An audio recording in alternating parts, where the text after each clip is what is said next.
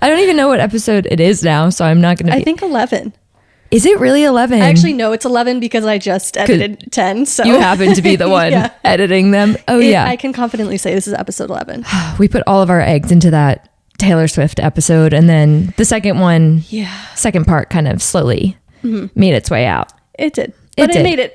But it's out. And I was so annoyed that right after I talked about the Jackson Brittany stuff, all of this stuff came out about Jackson, his publicist, being cited in Vancouver, going in a bathroom, which I think that could also allegedly be other recreational activities. True. We don't know what that is, but definitely looks suspect. And also I feel like I need to make a public apology because I cited Blocked by Jax as the Reddit page that I got that information for, which I do think those people are serious about what they do in their free time. So I'm not saying it wasn't credible, but that is a bully platform for Britney. Like, I never imagined a Reddit place or any part of the Ethernet being more angry at Britney than Jax in this world. Like, she is such a... People are angry at Britney? No, like, bullies to Britney. Rip apart everything Britney does. That Reddit page is a dark place. Reddit in general is a dark place. Whoa. Reddit is full of some passionate human beings. So there's some really great, juicy parts, but there's the anonymous aspect of Reddit. People say the most brutal things, and it is a dark place. So there's... Yes. Like, I love Reddit for a deep dive, like investigative journalism of the people, but... The hate pages are... The snark pages. Wild. Like, people need to just focus on their day job. Yeah. These people on Reddit, if they're part of a community or like a mod of the community, that is their world. Like Lululemon Reddit. Yeah, someone's like, I'm taking off for the drop today. Full-time jobs. Yeah, full-time jobs. When they start an all talk, no chill snark page, don't reference this and twist it. Don't get it twisted. One could only dream. Speaking of our snarky tone, which based on our recent TikTok, which we'll go into, doesn't always land well. My mom is selling our childhood house, so she's going through all this stuff, and she dropped off my third grade writing files, which the collection is my best work of all 12 years in grade school. The writing, because every day we had 30 minutes where we could write about whatever. This particular one was an assignment. It was to write our own fable. So the point was learn what a fable is, which is usually like a very simplistic form of a story that teaches a lesson. Okay. I think most kids were like, say your please and thank yous, be nice, be a good friend, like things like that. I went a little deeper, a little angrier. Oh, okay. A little snarkier. And it's called Grumpy Goat. Once upon a time, there was a goat. Everyone called him Grumpy Goat because he was always grumpy. He was always grumpy, but he also boasted. I was proud of that vocab word. He boasted about his looks, quotation marks, being athletic, his perfect personality, and lots more. But he wasn't any of these things. No one thought he was good looking. He was the slowest and the laziest of everyone, and hardly anyone liked Grumpy Goat. One day, Goat was sitting in his dirty hut, all grumpy. I think I'm the best. No one is better than me, Goat boasted. I think I'm going to turn on the TV. There's nothing on. I guess I'll have to go for a walk. He came up to Beaver. Beaver just moved into town, and some people thought he was worse than Goat. Oh, looky here, it's Beaver. How's Mr. Perfect today? Goat teased. I'm fine, thank you. We're getting towards the end, don't worry.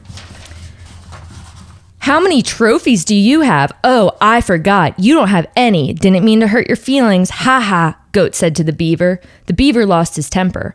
Well, you don't even have any. And anyway, I have at least 2 trophies. Let's see who's better by having a contest. We'll ask everybody who's better. And then Goat realized he didn't have any trophies, and he ran away because he knew he would lose.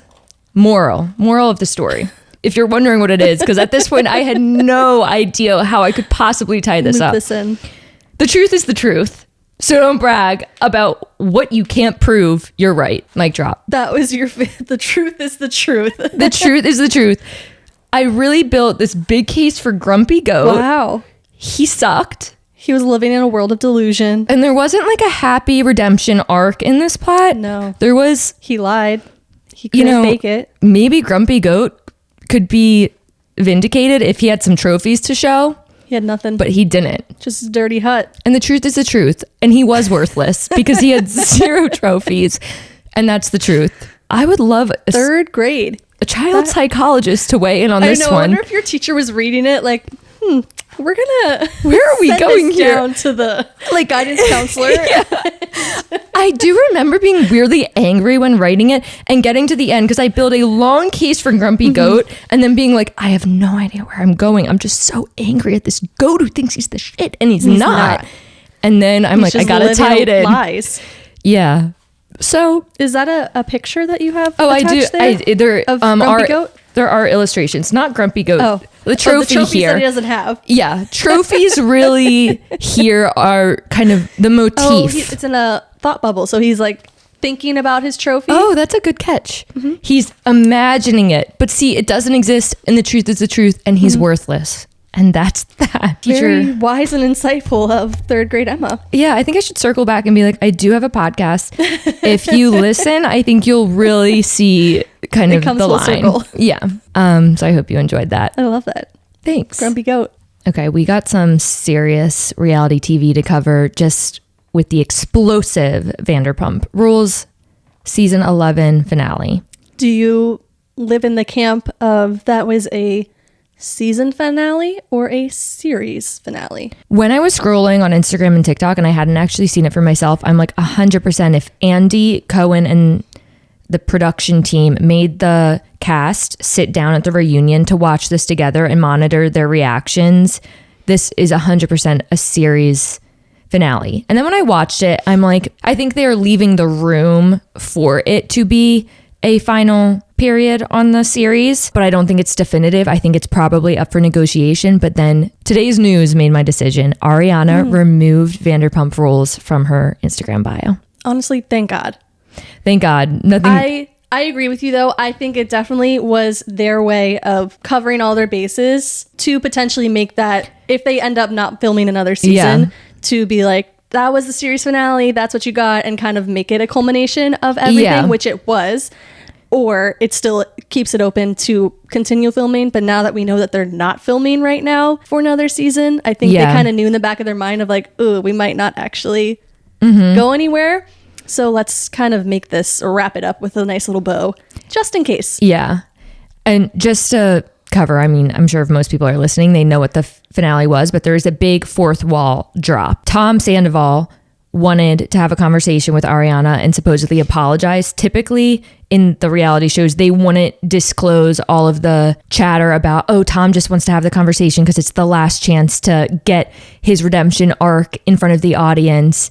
But in this case, they dropped the fourth wall. Everyone is like, Ariana says, I'm not giving it to him. I'm not being the final boss in his redemption arc story. Everyone else is saying, you need to have this conversation. This is what you signed up for. To me, in my mind, that conversation was probably part of some type of deal. Like for the producers, like they needed to have that conversation. Oh, you think so? For filming purposes. To me, like the entire season was about Tom and Ariana. And so to me, that said, like they maybe went in with the expectation, the producers set that expectation of like, hey, we need to have this conversation happen because we need this for the show and for filming purposes. It didn't happen. And that's why everybody else was like, what the fuck? Like we all have had to have these hard conversations, not that we want to, but because we're on a show and we're being told we have to. I think if they dropped the fourth wall, they would have revealed that though, but it could be but you had the producers being like, Ariana, you need to talk to him. Ariana, like, where are you going to? Please don't do this. And I think the producers that were on the show that you saw talking to her were like, shit, we got to get this. We're about to not get anything. And this entire season was culminating up to this. Like everybody wants to see them talk and have a conversation because up until now, we've only seen Ariana yell at him. It's only been a one-way conversation. I think that if that's the case, it wasn't articulated in her contract, which Ariana said in an after show. And I don't know if it was in her contract, but I wouldn't be surprised if it was some type of expectation going into that event of like, hey guys, we really need to get some type of interaction between you and Tom. Because at the end of the day, they're producing a show and it needs to be entertaining. So are you more on Lala and their side? Because really, I am not. I feel like I didn't need that conversation between Tom I mean, I and didn't Ariana. either, but I agree with Lala. You have signed up to be on a reality show. Like, everybody else has had these hard conversations that we don't want to. You're on a reality show. You've signed up for this. So, like, this is what you get. Yeah. But also, at the end of the day, I would be Ariana. I'd be like, fuck you. I'm not giving you what you want. I can see why she did that, because that would probably be me too.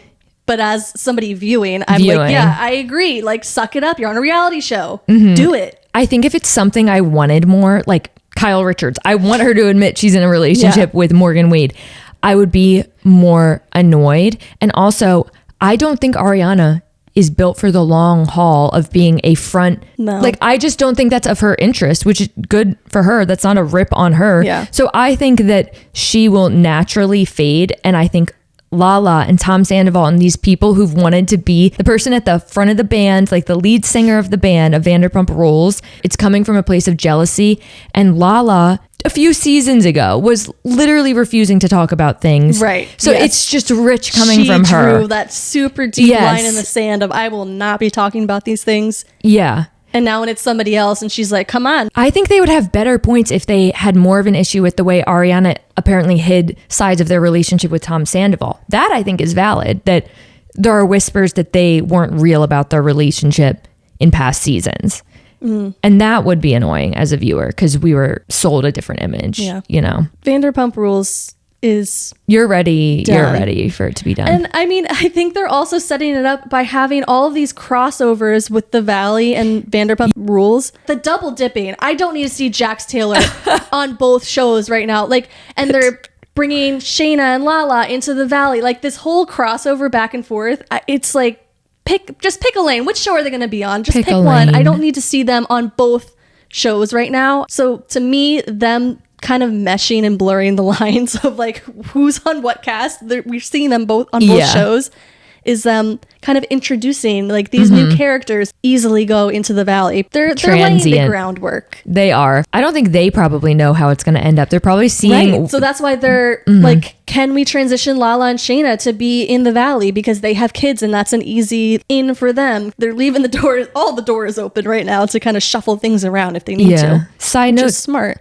Summer House, like you and I are such avid fans of Summer House. This happens. I need to admit something. This happens every season where it hits 2/3 in and I start feeling less motivated to watch it. Really? Yeah. Right now? Even with Carl and Lindsay? I know I need to get back into it. And I know there's juicy stuff there, but there's too much non-juicy stuff throughout the show that I lose interest. Like, I need it to be a little more. Oh, wow. I think this season is great, personally. Maybe I need to jump back into it. I've just been following on Instagram the past like the past two episodes, but oh my God, it broke my heart. Sweet mother Sharon, is her name Sharon? Carl's mom in the bridal shower. I just like she's too good for it. I didn't even want her in the mess of Lindsay. Yeah. I mean, I give Lindsay props for, I mean, we know she has balls, but to approach your future mother-in-law at your bridal shower about something you heard that she said about you is, I could never. You could tell she was like Amanda said on the show, she's like, I would literally take that to the grave. You could tell she was fighting it throughout the bridal shower too, of like, I'm having a mommy-daughter talk. So awkward to watch. Oh, it's so bad. Yeah, it was. Oh, I was going to ask if you, watching current episodes, if you were team Carl Lindsay now, because a lot of people have kind of flip-flops back and forth after watching current episodes of how they're communicating in their relationship. There's more room for nuance. And I think that Carl isn't direct. I ultimately think they're just not a match. And they were trying to force something. Lindsay was trying to force something that wasn't there. The way Lindsay communicates, she's too abrasive for Carl's style. And I empathize with Carl's inability to be direct, but I do think it is a serious fatal flaw as someone who struggles to have those hard conversations, not necessarily in a relationship like that, but like maybe at work. It doesn't look good, but I don't think that makes him the villain. I just really don't think they were a match at all. It's hard to watch. Because you can almost see it in real time of the pieces falling into place for Carl of like, oh shit, I need to get out. Like, this is not, I don't want this to end how it's going to end. And you can see him having this like inner conflict of knowing all that already. I think he's already made his mind up that he does not want to marry her. And it's going through that, like, how do you have that conversation with somebody? First of all, just in any regular day life, that's a hard conversation to have, let alone being televised on national TV. And there was one point where I think it was Amanda and Kyle having a conversation with Carl of like, dude, you got to tell her you had this conversation with your parents now because it's going to come out on TV. It was recorded. And they're like, we lived through this when Kyle had that affair and cheated on me, and I had to tell my parents on camera because we couldn't have them find out watching it back on TV. So like, you have to tell her. So that was, I hadn't seen that yet. Something that kind of pushed Carl to go to Lindsay and tell her about. But he told her so weakly. I saw that clip. That point was, he would definitely beat around the bush. He was not being straightforward with everything that he said, but because I think he was so, I get it, because uncomfortable. Those are really hard things to tell somebody. Those are hard things. It's, you think that the TV and you would be like, dude, just spit it out. Just tell her. And he doesn't. So in that sense, for Lindsay, I'm like, oh, girl. But she also, there were so many oh my gosh, yeah. clues that these were two people that just shouldn't be married. But Riley was watching with me, my husband. There was one point, it was a few episodes ago, where she was like, what turns me on is seeing someone like, yes. It's like Riley said, she has fair points. She said wants what turns someone, her on is having somebody with like drive and a career, and she wants someone to have drive, have a plan. She's holding him accountable to say, when are you going to have a plan by? Because I have a feeling it had been a while. You shouldn't bring attraction into it. That like, don't bring attraction into it. Poor, like, it's not gonna help the guy. Way to just make it a double whammy. You I'm not suck career wise, and while sucking career wise, and I sucking don't have sex with you. No, I'd be like, okay, so that was like horrible execution. Like you said, Lindsay definitely. I think she's holding on to it so hard because she has this fairy tale. Yeah. Her clock story in her head of like, we were best friends and we became lovers and now we're married. Like, she wanted to be able to tell people that was their story. And justice for Gabby in the after show. It gives more, the after show gives more space for them to kind of explain their viewpoint and elaborate on it. Yeah. You want Gabby on your team. She has solid viewpoints because she backs up Lindsay in a way that makes me like, Lindsay has a point, but it's not Lindsay making me believe that. It's Gabby. It's like Gabby is her team, Lindsay, like supporting her lawyer. That is her counsel. Yeah. And I'd want her on my side too. I would too. So we'll see what comes of that. Yeah. I think we're getting down to like the final, I don't know how many episodes there are left, but I feel like there's maybe 2 max left. They're building up because they're already into August, and I think, oh my gosh, and we're coming to the end. Paige and Danielle going at it when Paige was like, I'm realizing she is cuckoo for Cocoa Puffs. She is nuts. Like, what are you a CEO of? The downfall of Danielle on Summer House is really hard to watch because I used to love Danielle. I thought she was a great addition to the house. And perfect best friend side character, because you don't get to see her crazy. But now she wants to be that girl. She wants to be the front and center girl, and she's just not. And it's so hard to watch because she's trying so hard to make it happen. It's so sad. And it's just not going to happen. She could have stayed out of the spotlight and remained beloved, but she really inserted herself, and it's hard to watch. One more thing about Summer House. Curious on what your thoughts are, West and Sierra. No, that's a good question. Relationship. So West and Sierra, I view as, I understand Sierra has been hurt in the past, and now I think she's very kind of tests guys without realizing it, and to make sure that she is guarded and safe, and says that you will not like get into bed with me until, and I think she really, really, I think that is her total right. I think that is safe.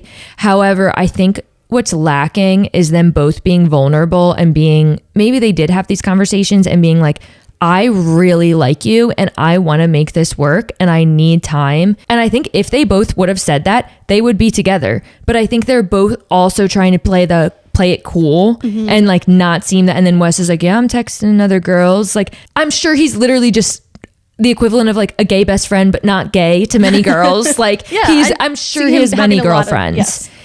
And I'm sure he's still being playful and doing that because he's protecting himself too. So it's sad seeing, because I think it's like 2 ships crossing in the night where they could have been this perfect match. What do you think? I'm getting frustrated with Sierra. First of all, I'm all for, as women, we have the power to set our boundaries. And if you want to take sex off the table, that is your choice and your prerogative. But on the flip side, this man has been waiting all summer for anything. Hey, he has been loyal, and to me now it looks like she's just leading him on. Of like calling him her boyfriend and like wanting to snuggle, and they're going on dates. Like, you're building this up, and then you're just like, nope, this is where I draw the line. Nothing else, nothing further. Ma'am, you either need, again, maybe we didn't see this conversation, but you either have to tell him like, hey, I don't want to have sex with you right now because I don't want to add that into the mix, and I want to just enjoy what we have. And if you need to go off and be with other girls to get that, then I think he should have that opportunity, because this man at the end of the day has been celibate for 3 months for all we know. So true. I feel like if it was reading, that's not his choice. No, I mean, but he's making it his choice because he really likes this girl. Yeah. But I think that has to be in the back of your mind of like, I'm holding out for her. So and she's not. Hopefully, it happens eventually. Yeah. And I think if she were to give him some other type of assurance, like, no, I'm really committed to you, I just need time, I'm working on myself. Instead, I think there's this weird air about it, like, not yet. And I think it's like the emotional boyfriend, but with nothing else. No. And if it was reading that he was just like trying to get into girls' pants and he can't be celibate, I wouldn't like that. Would be one but I thing. think he's just like, I want to connect to the person that I want to be my girlfriend. Yes. Yeah. So I am getting frustrated with her, and I hate that. But I think we've built, again, a very nuanced point that it's not that we're saying she doesn't have the prerogative to give boundaries, but like, girl, you're denying yourself of a good thing. You need to have that conversation with him. Or that you think she's leading. Or he needs to have a conversation with her of like, hey, I really like you. Yes. I would also like to have sex. Yeah. Like, if that's something, if you're not attracted to me, like what's going on? What's going on? If we're going to wait, okay. But like, I just need to know that it's at least, because he's a man. Of course it's on his mind. Yeah, like as a woman, if that was happening to me, I'd be like, why don't you want me like that? You know what I mean? I think they just need to sit down and talk it out. Yeah. Poor Jesse over here is trying to be the good wingman of like when they went out for drinks that one time, and he's like, when are you gonna have sex with my friend? Oh yeah. Honestly, I was like, thank God somebody put it out there. Yeah. He did. Yeah. And Wes was like, you broke code, but it shouldn't be that much of a taboo topic if you're that intimate emotionally with each other. Yeah. Agreed. Okay. So we got more of the Eras tour. It's back. Yes, she's back in Paris, and she's doing an updated, altered set list. Which I gotta say, when we talked about it in our Taylor Swift episode, I did not think she was going to be performing anything from this album. You did. We were both like, there's clear. No way. Nope, it's not going to happen. But we really should not have underestimated our queen to think that she wouldn't. And honestly, I'm really jealous that I don't get to see. I want to go to Vancouver. Performed. I want to go and see it because it's a completely different show now. I know. And I'm so jealous. That's what it is. It's jealousy because I wanted to see those songs performed. I think maybe, that is what it is. You were speaking from a place of jealousy, and you can own that. Yeah. I didn't want other people to have it if we didn't. No. And she is going to work already with the surprise songs. She's had so many. She's had mashups. Yes. Wait, let's just quickly go over the slight changes for anyone who's not aware. So she's revealed that she's been planning this twist for 8 to 9 months in one of like the first or second shows. She said so. She is now playing Down Bad, Fortnite, Who's Afraid of Little Old Me, So High School, I Can Do It With a Broken Heart, But Daddy, I Love Him. I may be forgetting one. I think I am. Those are some of them. And then she's made some outfit changes. Am I literally an idiot? Because she changed her first outfit to like a red version of the sparkly outfit. Last night on the 87th show. She wore red and gold, which are the Chiefs colors. Is she changing multiple outfits to red because of the Chiefs? I think she is. I don't know. I've also seen some correlation to Reputation, some like parallels to outfits that she's worn, because people also think that she's like leaving clues on when Reputation is gonna come out, which like honestly that is the farthest thing from my mind. Shut up about Reputation. Everybody is so obsessed with Reputation, Taylor's version coming out. Rep TV. She just gave us a new album. Let's appreciate with what we have. Oh my God, I'm so sick of seeing the comment Rep TV is coming. It's tonight. Every night it's been coming every night since the beginning of the year. Oh my God. Let's just be surprised. The pipeline. That's what it is. Like, we've taken the element of surprise out of things in life lately. I just want to be surprised. I just want to see it one day. let's not look for all these Easter eggs and try and correlate numbers and quantum physics and everything else to when this is going to drop. She has other things to think about right now. There is a pipeline of flat earthers to rep TVers that just can't. It's like putting their head against the wall. Like, see something else. She gave us a double album and you guys were all like, let's rep TV, rep TV. what we have. Yes. Like, oh my gosh, they can't. I hated the red and gold one. I'm so sorry, mother. Oh, me too. I hated it. Yeah. But it's okay. We loved cute. it. I love all the nods to Travis. I think it was perfect. Yeah. I hope we can't say anything on the internet. She's not carrying it on further, but I forgot I can't say anything negative about no. Oh yeah, and then did you see last night Travis Kelce was in attendance for the 87th show? Did you see him recording her with his flash on? No. During when she was doing the Tortured Poets department, there was one point where she was taking her dress off to put on another shirt or jacket, and somebody panned up to Travis in the booth. He has his camera on and the flash is just right recording. I'm like, he's in one the of us. Stadium. He's one of us. He is one of us. That would be me. And I love that he was with Gigi and there were all these things and like Bradley Cooper too, I think. Yeah, and Bradley Cooper, and everyone's like, I will never unsee Bradley Cooper dancing. Yes. And I'm looking at the video and I'm like, no, where is he? There's a gay guy in a belly shirt, like, and there's Gigi. Where's Brad? Oh, Bradley's wearing a crop top. That was him. He was wearing a crop top. Oh, I didn't know that was him. I kind of loved it. He looked free. I love that too. For him. I'm like, oh my God. Oh, that's him. I mean, when you're at a Taylor Swift show, release your inhibitions. Exactly. Mm-hmm. There are no rules. It brings out the inner Swiftie was there, yes. And I'm here for it. I love Bradley Cooper. But maybe wait, I just put that together. Gigi and Bradley are dating. That's why they were there together. Okay, sorry, that took me a while. I was like, wow, what a random. It's coming together. What a random. Literally just they just also fell into place right now. And it's perfect because Bradley Cooper is an Eagles fan. Jason Kelce, like, there's some, they have common interests. Yeah. That's what I'm saying. Football. It's a very niche common interest for the white male population, I know. You know, I think we just need to cover our basis and just say, Travis Kelce, genius Travis Kelce. Off the charts IQ. So smart. We need to sing his praises from here on out because we've angered. Oh my God. We've awoken a beast. So Meg and I posted a TikTok. I never thought my own community could turn on me the way they did. I am the biggest Travis Kelce, Taylor Swift stan to the point where I lay awake at night thinking she's going to get her heart broken. Worrying about their relationship. I'm worried because I love it so much. I love that she's not, as we said, that she's not with the tortured poet. I think she needs someone who doesn't get caught up. She needs the golden retriever boyfriend. 100%. And we got ripped to shreds. What I was saying is I thought our comedy would land that like, oh, he's probably just bopping along, like not too concerned about analyzing the 32 songs. I mean, honestly, I learned a lot about Travis's education level.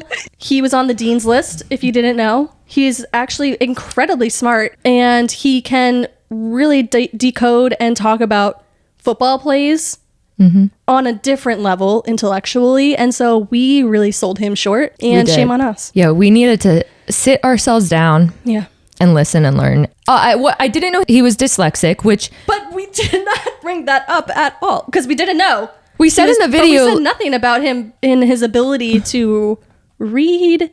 Or we said he probably had to look up a word, which I do. To look up big words that I literally go through her lyrics, and there are some words that I have had to look up. Same. Machiavellian, I love that word, but I was like, I don't know what that means. I had to Google it, and I am not above admitting that. No. And I think a lot of us can. I think Travis Kelce would say he looks it up too.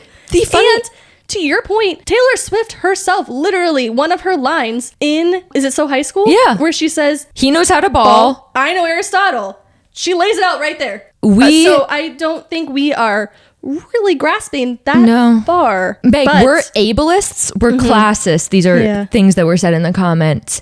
I will go on the record and say that my biggest issue was I have no problem being called a viper dressed in empath's clothing. That one, no, that did hurt me actually. But if you go after you right here, that's where I have a problem, because this person right here is the definition of an empath, and to the point where it honestly nauseates me sometimes how empathetic you are. So for people to be calling you a viper dressed as an empath, no. You're mistaken. She is an empath. You know, I know I'm through. snarky. So leave her alone.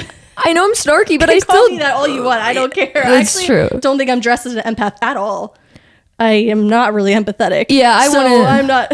But that's what hurt me so much is they were like, I'm like, that was one of my favorite lines of hers and it's being used against me. And I know I'm a little snarky, but I really do soak up other people's emotions. I think we all just need to really calm down. You need to calm down. It's not that serious. And it's really not that serious. It's really not. And who are we? We have no following. So that's what I said. I mean, the comments were so bad because right now we have no fans. And usually when someone puts out content that's a little provocative, you know, the fans jump in and it's the fans and the trolls and they go at it. Mm-hmm. Having no fan base, it was only haters. We've got no wall of no defenses. So there's only me. Yeah. I'm replying to comments from both All Talk No Chill and Emma, and Meg's like, Emma, I'm getting notifications. Are you replying to every comment? And I'm like, I'm sorry. And it just is this culture where we like comment sections extrapolate so much about someone's character from a 1 minute and 30-second clip. And everyone saying that we're calling him dumb. That is a reflection on your own biases and values. We didn't say that. We said he probably had to look up a word in a joking way. Mm-hmm. Okay, that doesn't mean you're dumb. That's you talking, not me. It's so deranged. It's wild. I mean, the biggest thing for me is just I could really care less. Yeah. It just is like water off of my back. I welcome it. Like, okay, whatever. I don't lose sleep over it. Like, I'm sure you do. But for me, it's the irony of people calling us bullies and saying all these things about us when you are the ones that quite literally are taking time out of your day to watch maybe 10, 15 seconds of our video and then take the time to be a keyboard warrior. And one of 60 people ganging up on us. Rattle off these mean things about us, which again, I don't care, but to be calling us bullies when you're the ones that are saying these things. Yeah. Like, you can just turn the mirror back to yourself and you can also consider yourself a bully. Yeah. I can maybe not guarantee because I haven't gone through the analytics of it all. But I could probably guess that maybe half of those comments are from people who either have private profiles, are username 65271389, or have no videos on their feed at all. So until you go and post videos and putting yourself out there and putting your takes and stuff out there for millions of people to see, shut up. Yeah. You have no leg to stand on and come at us. And my thing is, yes, it is our take, but someone was like, this take is so disappointing that we're like, Travis. Sorry to disappoint you. Also, not everything is like this take, this announcement about our innermost perspective that we are announcing. We're just having a funny conversation back and forth. Yeah. It's not going to represent our innermost views we're not like, it's really not. It's really not. And like, people need to calm But also, down. we did have some people in our comments who clearly have had behind closed door conversations with Taylor and Travis because they go on record saying Travis and Taylor have talked about this beforehand. Travis knew that all the people know them. Know those things. And who are we to be speculating when there are people who know the truth? They know. So we need to just shut up, I guess, too. We need to shut up. And we are called Sarahs and Hannahs, and the weaponizing of Taylor Swift's lyrics back on us is some of them were good. Some of those comebacks were good. Zingers. And I wanted to compliment those trolls, but they were used against us. And are we really the people to come after? I don't think so. Yeah, I would say your energy has been wasted. We have 100 followers, so. Because the amount of people that will see this is minimal. So you wasted some of your really good one-liners on us. Yeah. And thank you for that. Hopefully we saved some other content creators out there from their vicious words. We'll take it. And I was telling Riley, and then he was like, oh my God, you know what it is. You can't say anything about Taylor Swift or Travis. And I'm like, yeah, it's so true. Like, I thought we were saying positive things. You can't even say positive things because people are just ready to go. Bring up his credentials, bring up Travis Kelce's, college history, college GPA. And I'm just, there's a positive correlation there is. To haters and fans is my theory. And as the haters increase, so do the fans. They're there. We had 100 likes. At the end of the day, it's engagement, which is really all I care about by you commenting on our video, regardless of what you're saying. True. We're still getting our views up there. So thanks for that. I'll take it. Thanks. Really quick, I don't think you went back and watched this because I was texting you live as I was and you didn't realize what it was, but did you watch any of the Tom Brady roast? I didn't. I just because I don't know Tom Brady that well. And then I heard they didn't make fun of like him kissing his kids, which is really the only thing that I would have been interested in listening to. So I'm like, not worth my time. Oh, that was a good one. You should have been. I can't that. Yeah, that like was how really they were like no kids, but I'm like, it's not about that. I get it. You want to stay away from kids, but like. It's about when Riley makes out with our dog. I'm like, oh, you're such a Tom Brady. But what were some highlights? I heard you were excited they booed Kim Kardashian. Yeah, that was crazy because I am a huge Tom Brady fan. So much so that my in-laws in their house in Minnesota, I have a cardboard cutout of Tom Brady that they gifted me. You're a proud owner. He stays in Minnesota at their house because I can't really bring it on a plane. I feel like it fits in your decor. Oh, it totally would, but I've never been able to like actually bring it back here. So yes, I love Tom Brady. I didn't realize. And so when I saw there was a roast, obviously had to watch. I thought it was great. I think he took it well. Honestly, it also felt like a Gronk roast too. Like there were more jokes that got like zinged over to Gronk because he's such a easy target. Who's Gronk? Gronkowski. He also played, I don't really know his position, but he was like Tom's right-hand man, kind of like the Patrick Mahomes and the Travis Kelce duo of the Patriots. And then they went on to play for the Buccaneers as well. Okay, so there were a lot of... Gronkowski, you would recognize him. He's like a big, like doofy dude. Gronkowski he's just, like, sounds really familiar. easy to like make fun of. Okay. But yeah, the biggest highlight for me was Kim Kardashian. First of all, I didn't realize she was a roaster at all. Why she was there, I didn't think they had much crossover because everybody who was roasting Tom was either a comedian or like a ex-football player, coach, or some correlation to Tom. So when Kim Kardashian walked up on stage, it was so random. And she immediately got like 2 words out and people started booing her to the point where Kevin Hart, who was the host, had to be like, guys, like calm down.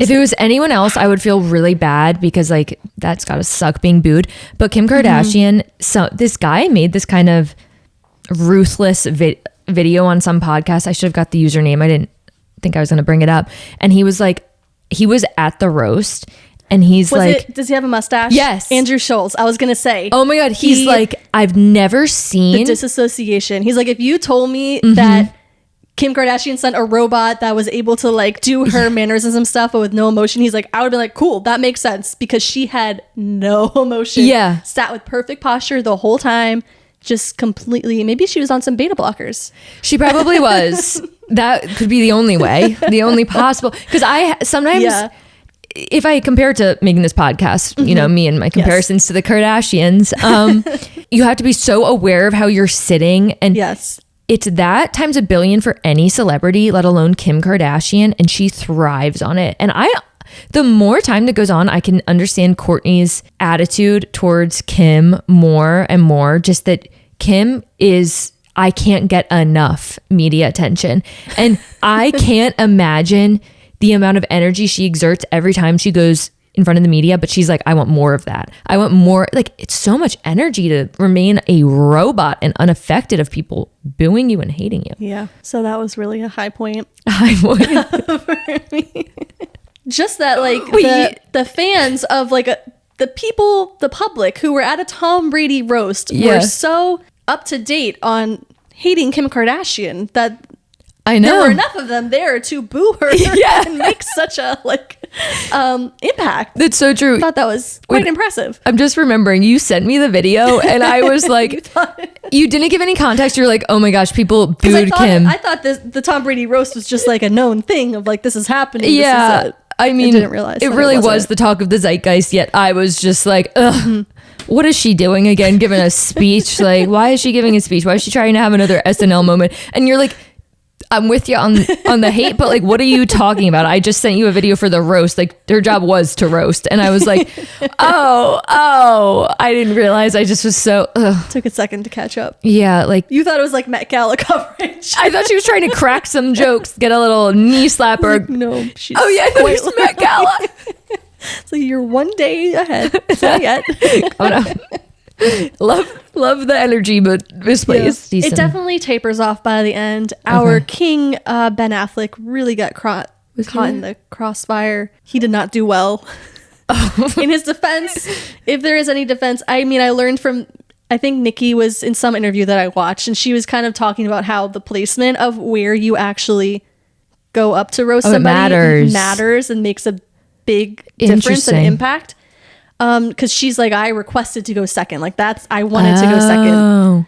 And I think Ben was like one of the last to come out, and it didn't really land. A little unhinged, actually. Really? Maybe I'll watch. And some comedians are coming out saying that it was really bad. Really? So yeah, which was kind of disappointing because Ben Affleck is a Bostonian, and so you really expected him to come out. But he should good. He's not a comedian. So. No, he's not. We must remember that. We must.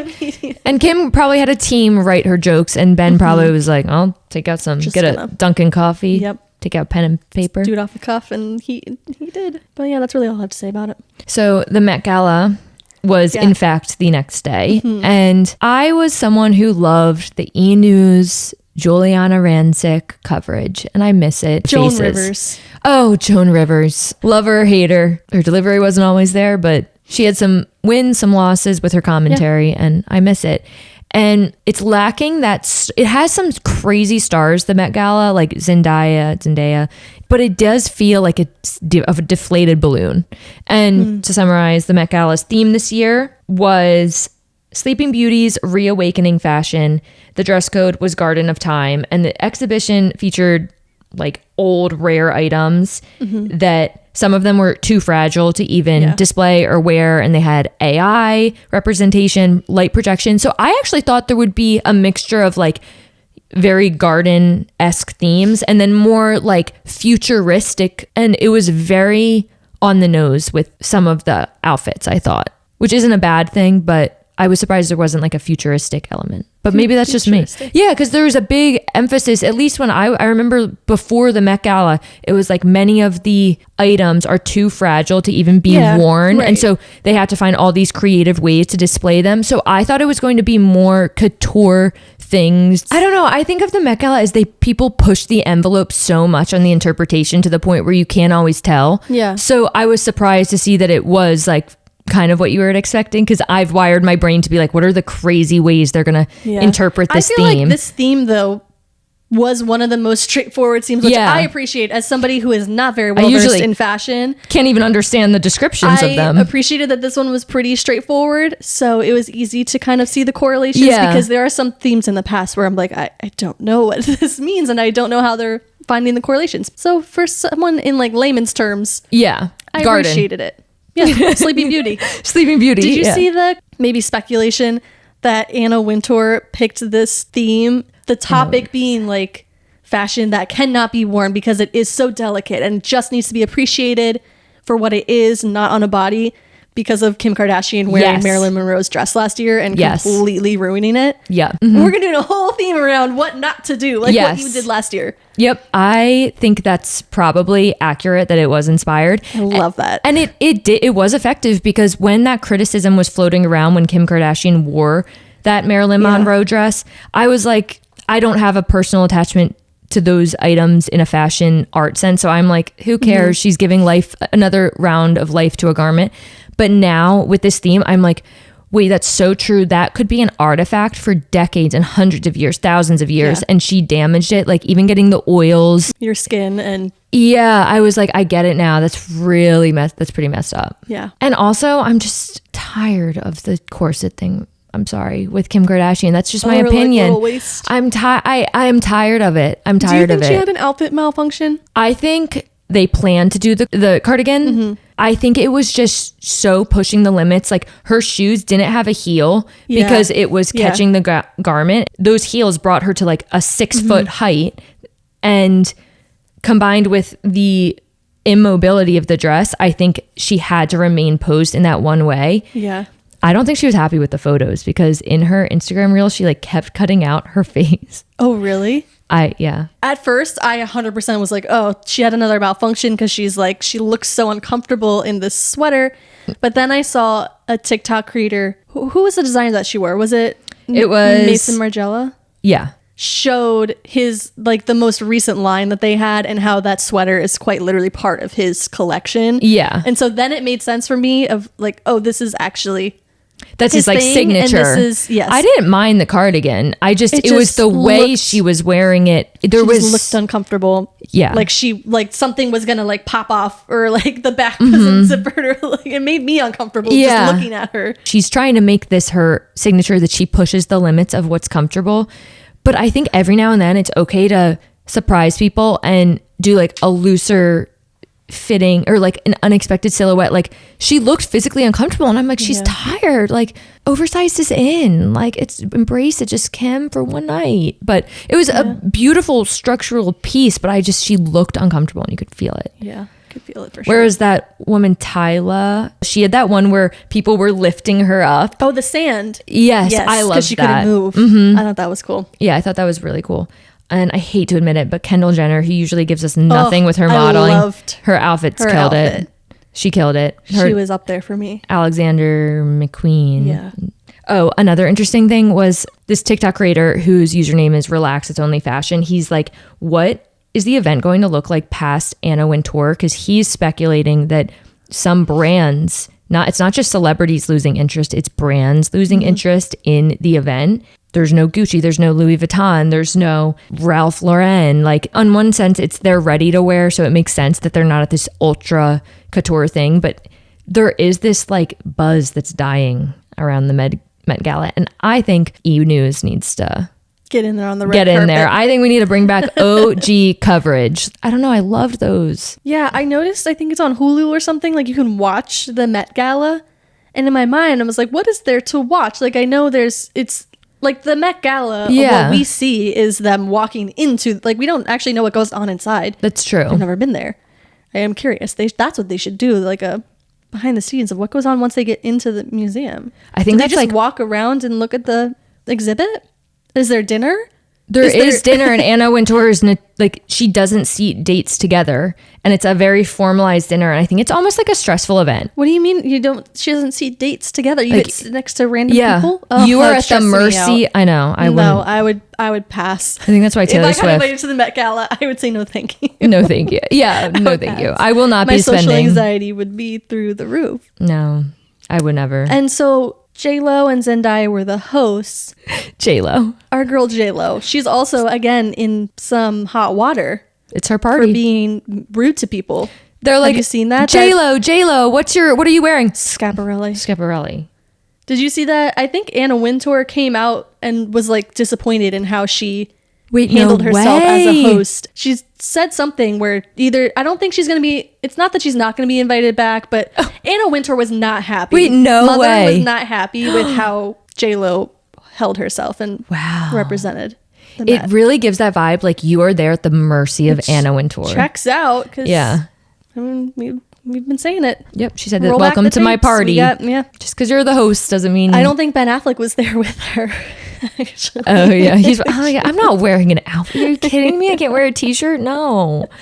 I was just on the roast for Tom Brady yesterday. I don't need to go to this. No. I was so disappointed though that the queen of the Met Gala, Blake Lively, was not there for now 3 years in a row. I think the last time she was there was when she did her like Statue of Liberty dress, but it was like a double-sided thing where she like opened her dress up and it was like patinaed like the Statue of Liberty was. I vaguely remember it. I'm just still living when it's beautiful. The more like the goddess. Oh yeah, with the headpiece. I loved that. Yeah, I live for Blake Lively. Yeah. Ryan Reynolds outfits. That's what I'm saying. There. Some of the heavy. Disappointed. I'm watching The Real Housewives of New Jersey. Like it just premiered this past week or so.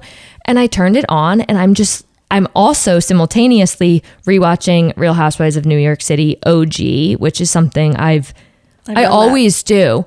And the Real Housewives of New Jersey, Teresa, who's an OG, she's still on it. They have the ingredients of the original show, but they're no longer the same people we fell in love with. The show, the Real Housewives of New Jersey's show budget, I'm fairly positive, is more like salary heavy than any other franchise because they pay the husbands. And also Teresa is one of the only OGs in the franchise next to Kyle Richards. And so they pay her so much. So they have to shorten the season. And what comes along with that is scene cuts. They only will be at like one place and drag an entire episode out, where OG Real Housewives of New York City, they were bopping around every restaurant, every bar, because it probably didn't cost that much to make that production. Up, like, one filming day, and they're like, we got to make this count. And now there's speculation that Teresa's attorney, who has been here since the arrest of Juicy Joe, is now trying to like plan what her season storyline will be. It's just so produced. And I'm like, it's the toxic ex-boyfriend you keep going back to, because it's reminds you, it's nostalgic of the OG Real Housewives of New Jersey, but it's not that show anymore. Yeah. I feel like at a certain point, once these reality stars become such a big celebrity, it officially takes away the reality of it. Like, it's not a reality, and it's not what we appreciated in the beginning of them being like, we don't know who they are, and we're still like watching inside their lives, and now they're huge celebrities with huge salaries, and the allure is gone. I just like, get rid of the glam squad. I don't want glam squads. I just want Bethany Frankel's one-liners and being chaotic, even though she's not the same person anymore. I just want Vicky Gunvalson yelling at the Sprinter van to come pick him up to go on their trip to Cabo. Exactly. That's what I want. Going to surprise Michael at his frat house in college. Like, that would never happen. That would never happen. Oh my gosh, that would never happen. Yeah. Those were the days. Those were the days. Ramona just having bowel issues in the elevator. Like, they would never let that happen. No, right. That would never be filmed. And that's why if it was filmed, it would never make it past the cutting room floor. Like, Selling Sunset is literally one of my least favorite reality shows because it's so overproduced. I'm like, nothing about this is what I love about reality TV. It's horrible. I just really quickly want to touch on, I went to the nail salon yesterday with my mom for Mother's Day, and I will never feel natural in a nail salon. And I'm putting this out there. Does anyone else just feel natural in a nail salon? The whole experience feels awkward to me. Oh, okay. Like, I walk in and then someone yells from the back, appointment, and I say yes, and I feel like everyone in the room is listening, and I'm like, yes, I'm a mani-pedi, gel or regular. Are you sure that doesn't last as long? And then I feel like I did the wrong answer, so I said gel. And then when I got home, this is the second time this has happened to me, I felt a little something funny in my foot, and I go, and I'm like, oh, my gel is peeling. No, my nail is falling off, halfway off. So did they do that, or was my nail falling off and they didn't tell me? This is why I don't get my nails done. The only person that does my nails is me. I don't trust them. It wasn't. My mom was literally in a fight over gel versus regular. They moved us a few times. My social anxiety is too much. Yes. That I would clam up. Like, I see all these videos of girls going to nail salons and not being able to speak up when they don't like the color that they get because they're just too nervous that they're gonna. That would be me. Yeah. Like, which is weird because in normal life I have no problem. Oh yeah, like, that is speaking true. my mind, but in those environments I clam up. I would just be like, yep, this is perfect. Thank you. And like, go on my way. Yeah, I couldn't do it. I've never been relaxed once getting a pedicure. No, it sounds stressful. It was really stressful. My mom, the same way. And I'm like, we did this. We just succumbed to societal norms today and went to get our nails done for Mother's Day, and it was not relaxing. Nothing against them. It's just our social anxiety that I'm not prepared for. So I just don't do it. Yeah. Good on you. Should have known better. Well, I hope your toenail's okay. I don't know what to do. I'm like, do I just tape it? And then another time she's like, excuse me.